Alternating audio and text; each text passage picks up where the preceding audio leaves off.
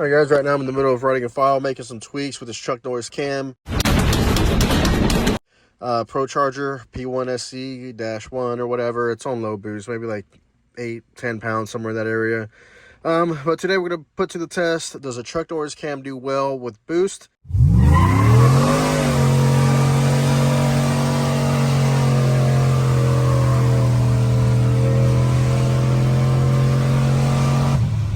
And I have a lot to thank to another YouTuber, because he's pretty much researched this information. And I'm going to basically regurgitate what he said. Take a look at the shapes of the power curves. You'll notice that they're eerily similar. And that's because boost is just a multiplier of what you have. We'll find out that happens regardless of the camshaft. As a matter of fact, it happens regardless of the combination. None of that makes any difference. So I haven't really had the chance to tune this thing with the headers yet. I did install them and I took it out for some rips, which isn't the best idea. That's a good recipe for disaster.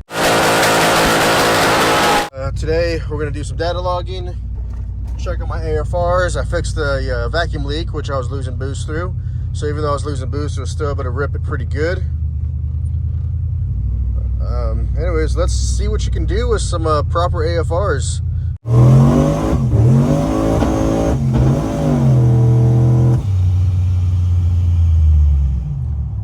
So last time I did that breaking up stuff, it was because it was low on fuel like it is now. Not very smart to make pulls on a low tank of gas, because if you've got enough nuts, I guess you could say, you actually slosh your fuel backwards, and you could probably run pretty lean considering low fuel and sloshing. The fuel can go back in the tank and won't get picked up by the seng unit or whatever. This isn't a good start to the video. Let me get some gas. I'm kind of unprepared for this video. That's good. It's enough slices. All right, now that we have a little bit of gas, let's give this another go. It was having these crazy lean spikes, like I was mentioning, can happen if you're low on fuel. Let's go for another rip tater chip. Let's see if we can't get a consistent pull and monitor those AFRs throughout the RPM range. I'm just trying to act like I know what I'm talking about. I just really want to have some fun and do some burnouts. Let me wait for this car to pass me, and then it's go time.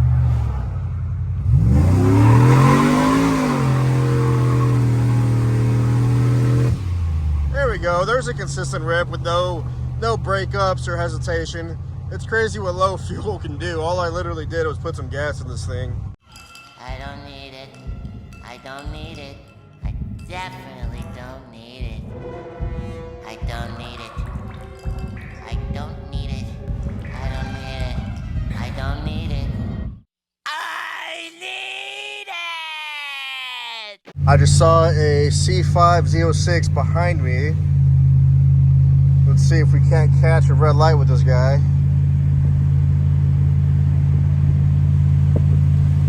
Usually it's the 65-year-old Caucasian male with New Balance shoes, blue jeans shorts to drive this type, so I don't think I'm gonna get a race in, but we'll see what happens.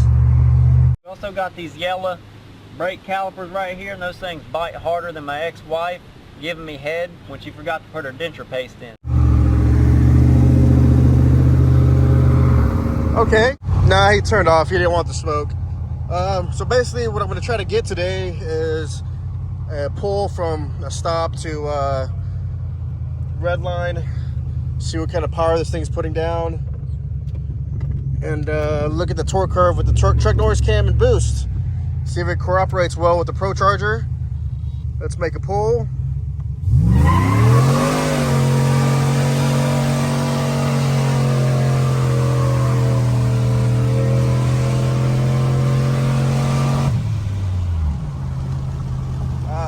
That was interesting. I don't know if that's gonna plot well to see what the torque put down through the RPM range. It kind of just stayed revved up for a little while, but that was pretty gnarly. That was fun. I love that this truck looks like it's ready to go pull some lawn equipment with. So where do you want this stuff? Silverado. It's the truck. Act like they never seen a truck before. Nope. but lays down, you know, 200-foot burnouts.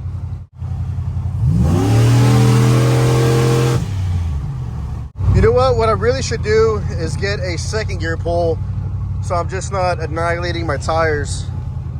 Let me find another spot and do like a second gear roll. I mean, I won't get like lower RPM data, but at least I can get some higher RPM stuff, maybe from like 4 to 6,500, because it looks like I'm not going to be able to plot low RPM stuff that well because it just, you know, blows right past it.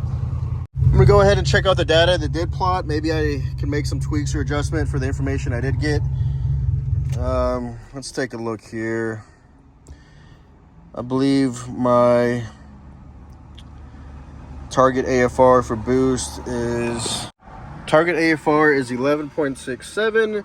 So if you're not familiar with HP tuners, it's going to tell me like the percentage I'm below or under 11.67. If you don't think that's a good AFR, hey, just let me know in the comments. Nobody knows everything. If you got some pointers, if you think I should go after a different AFR with boost, let me know and I'll make some tweaks. So right here, it's pretty dang close. It's only within a couple percent in the, you know, 5 to 6,500. Let's see, 1.5, 1.4. So shifting at 6,100, it's saying 621 horsepower, 529 foot-pounds, which is pretty healthy. I'm happy with that, but if I shifted to like 6,500, it would just be even more. I think it's just because it was spinning so badly. It didn't know what to do and kind of shifted sooner the second gear than it should have. But let me, like I said, let me try and get a second gear plot, so I'm not spinning and I get a more accurate layout and see the torque curve on this truck Norris cam. All right, guys, I'm getting ready to make my second gear pull. Man, I was hoping somebody would come along that would want to play, but not today, not today. Let those cars get ahead a little bit. Then I'll probably do like a 45 to 95 or something like that. All right, let's speed up. Okay, let's see, let's go.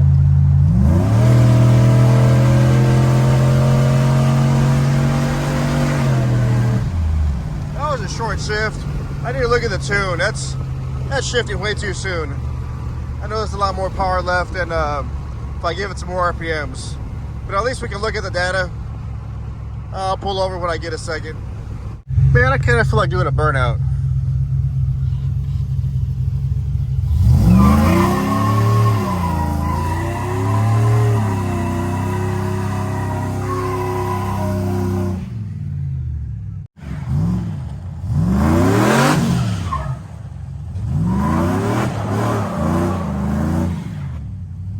All right, so this is that second gear pull I did. I already came back to the house or whatever.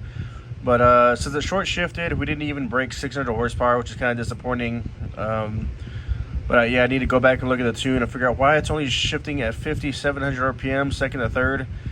But yeah, this is the torque curve. This is the power. As you can see, the torque is pretty flat, even down. Let's see. I guess when the boost picks up, we're at 423 at 4,700, and then it stays pretty flat. I mean, it goes from 420 to about 520 in the whole RPM range. A lot of torque, and then the horsepower just climbs. Actually, I can simulate the pull. I can press play, and we can watch like the AFR and all the data in real time as if I'm doing the pull. So I'm going to click play right now.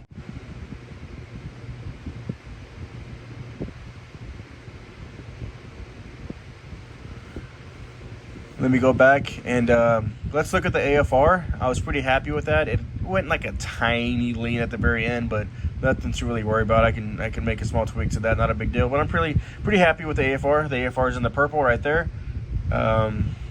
Let's follow this, and that line is also the AFR. It's nice and flat. Let's follow that AFR. I'm going to press play.